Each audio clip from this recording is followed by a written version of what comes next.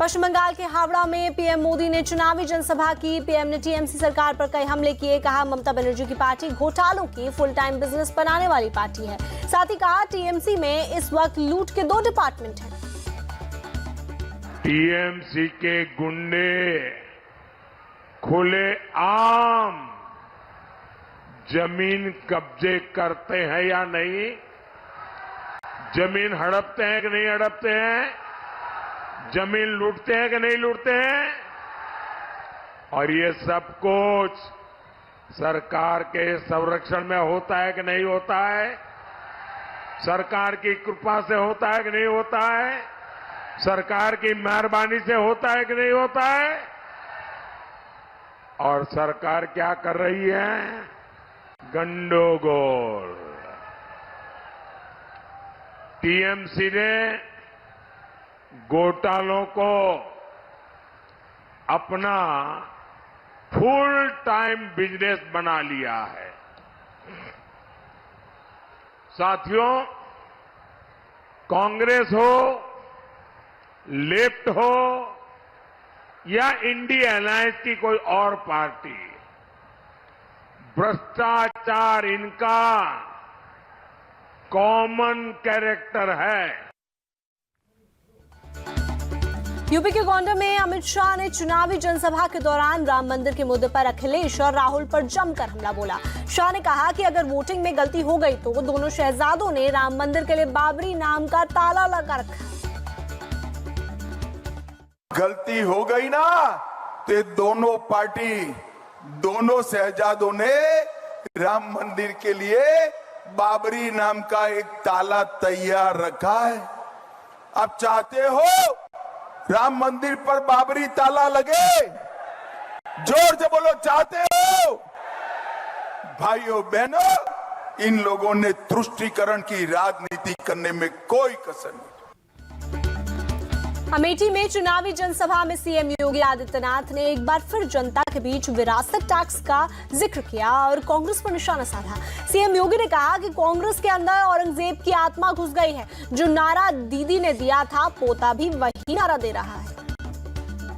तो दादी ने जो नारा दिया था 1970 में, पोता भी वही रटता जा रहा है। और जब इनसे पूछा गया कि क्या करेंगे, उन्होंने कहा गरीबी एक झटके में मिटा देंगे। कहा कैसे मिटाएंगे? उन्होंने कहा संपत्ति का सर्वे करवाएंगे। सर्वे करा करके और फिर इनके बुद्धिदाता आ गए, जैसा नाम वैसा काम। यानी उसने क्या कहा? कहा एक विरासत टैक्स लगा देंगे। विरासत टैक्स का मतलब जानते हैं ना, आपके बाप दादों की, आपकी पूर्वजों की जितनी जमीन और जितना भी मकान होगा, जितनी प्रॉपर्टी होगी, जितना जेवरात होगा, इसमें से आधे पर एक कांग्रेस के लोग जबरन कब्जा करने का प्रयास करेंगे। ये इनका विरासत टैक्स है। यानी अब इनके अंदर औरंगजेब की आत्मा भी घुस गई है, जो जजिया कर आप पे लगाना चाहती है। रायबरेली को लेकर प्रियंका गांधी ने बीजेपी पर पलटवार किया। जवाब देते हुए प्रियंका ने कहा, AIMIM हमने शुरू किया, इन्होंने बंद किया। एम्स हमने शुरू किया, इन्होंने बंद किया। रेल लाइन, 5 राष्ट्रीय हाईवे हमने दिए। बीजेपी ने रायबरेली के लिए क्या किया? रेल लाइन, डबलिंग ट्रैक और electrification, 4 lane from Lucknow to Raebareli, ring road, 5 national highway, motor driving school की शुरुआत की, इन्होंने बंद की। स्पाइस पार्क की शुरुआत हमने की, इन्होंने बंद किया। इंजीनियरिंग कॉलेज, एम्स हमने शुरू किया, इन्होंने बंद किया। कोविड के समय 3 करोड़ की MPLAD से मदद, 8 flyover, railway washing line, modification of railway station, 10 railway underpass, road construction by central road fund, Raebareli to Dalmau, Raebareli to Lanchganj, Raebareli to Semri. उन्होंने क्या किया रायबरेली के लिए? दिल्ली के सीएम अरविंद केजरीवाल ने मोती नगर में रोड शो के दौरान बीजेपी सरकार पर बड़े अटैक किए। कहा बीजेपी बता नहीं रही कि क्यों 400 सीट चाहिए। ये लोग देश में आरक्षण खत्म करना चाहते हैं, भारत को रूस की तरह बनाना चाहते हैं। ये भी संविधान बदलेंगे। बता नहीं रहे क्यों 400 सीट चाहिए, कह रहे बड़े काम करेंगे, बड़े काम। तो बीजेपी वालों से पूछा, खोद के पूछा, भाई क्या बड़े काम करोगे, बता तो दो। कहते हैं रिजर्वेशन खत्म करेंगे दिल्ली के अंदर, देश के अंदर।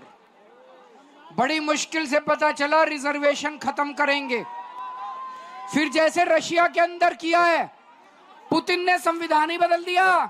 अब वहां चुनाव वगैरह नहीं होते, अब बस पुतिन ही बना रहता है वहां पे राष्ट्रपति, कभी प्रधानमंत्री, कभी ये भी संविधान बदलेंगे, देश के अंदर चुनाव बंद कराएंगे दोस्तों। एक तरफ केजरीवाल बीजेपी पर हमलावर हैं, वहीं दूसरी तरफ इंडिया अलायंस में साथी कांग्रेस के नेता और पंजाब के पूर्व सीएम चन्नी ने अरविंद केजरीवाल के खिलाफ सरकार से जांच की मांग की है।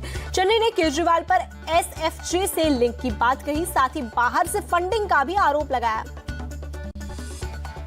इन्हां ते उत्ते बहुत सारे इल्जाम है, इत्थे तक कि भगवंत पन्नू तक दे जिहड़े लिंक है वो सामने आ रहे हैं। किसके साथ? आम आदमी पार्टी दे नाल उन्होंने ये पिछे जे मैं तो अखबारां च देखी है कि जी बाहरों पैसा आउंदा रहा इस पार्टी नूं तगड़ा करने वास्ते।